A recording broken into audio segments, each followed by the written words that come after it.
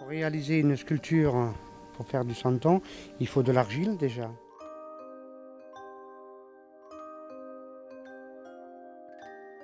Une fois qu'on a l'argile, on va sculpter un santon. Une fois qu'on a fini de sculpter le santon, on va faire un moule qui va devenir un moule mère. Voilà, 2 sculptures réalisées, un âne, un bœuf. Bon, ces 2 sculptures, on va réaliser 2 moules. On va préparer un carré d'argile de façon à enterrer l'âne de moitié en faisant attention de contourner les contre-dépouilles. Je vais enterrer mon âne de moitié.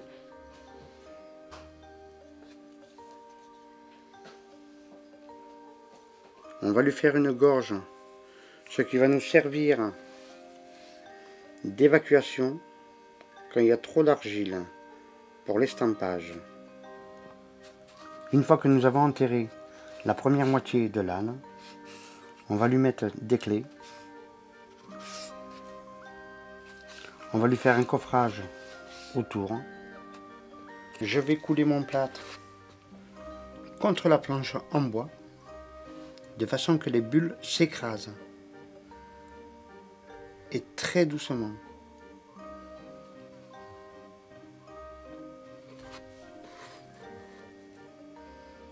Je vais démouler la première partie de mon moule.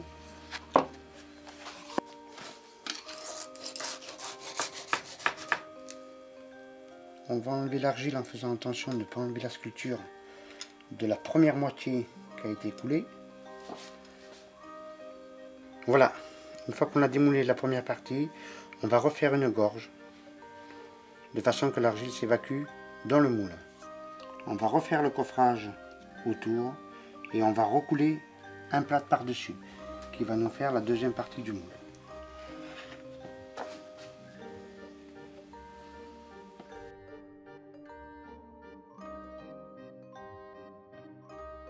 Une fois qu'on a fini le moule de fabrication, les étapes sont boudin, estampage,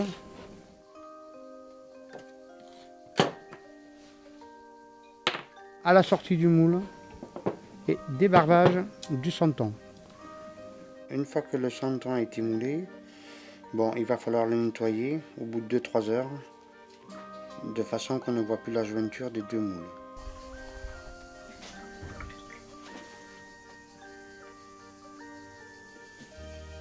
Une fois que le santon a été nettoyé, on va le laisser sécher pendant 2-3 jours de façon que le cœur même de l'argile soit complètement sec et on va l'envoyer au four.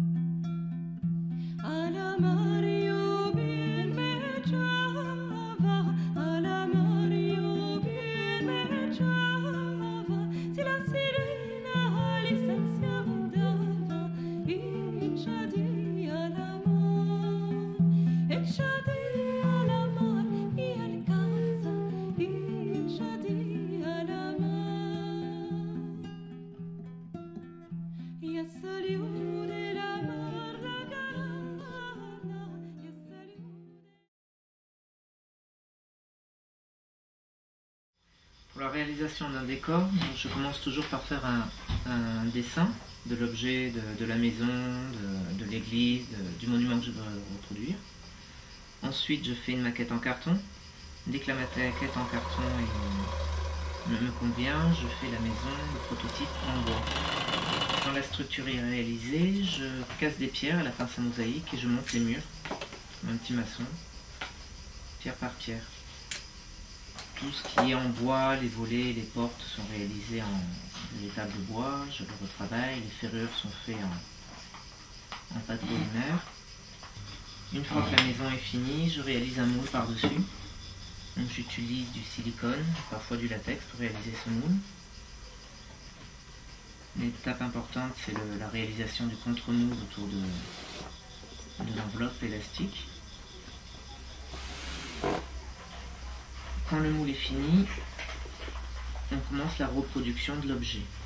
On coule à l'intérieur de mes moules de la pierre reconstituée, un mélange de poudre de pierre et de plâtre qui sert de liant. Les objets obtenus sont tout blancs, on les laisse sécher.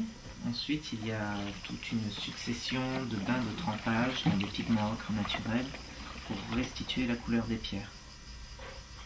Une fois l'objet bien sec, ça rentre à l'atelier et ce sont les décoratrices qui vont mettre en couleur, restituer la couleur des tuiles, restituer la couleur des portes, tout ce qu'il y a à peindre dessus, les légumes, etc. C'est la façade imprimeur par exemple.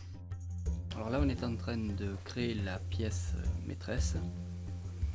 Alors la pièce maîtresse peut être bien entendu en fonction de la création qu'on réalise, soit une fève puisqu'on fabrique des fèves, soit un décor, soit un santon. On est en train de créer la Vieille Charité à Marseille dans le quartier du Panier. Et c'est une pièce qui ne sera pas une fève par rapport à la taille de la pièce, mais qui va nous servir soit sur un fond de décor provençal ou autre, et qui est une réalisation, comme vous le voyez, qui se fait à la main. Donc là il y a au travers une photo qui a d'abord été réalisée, scannée et reprise, il y a la création qui se fait directement, vous le voyez, à la main. Donc là c'est une création qui va prendre certainement 2 journées avant d'être terminée, parce que c'est un travail de minutie et de concentration, comme vous le voyez. Et c'est la base de tout, c'est-à-dire que tout part de là. La base de la créativité là. On crée, une fois qu'on a créé le sujet, on crée le moule qui va rester moule mère et ensuite moule de fabrication.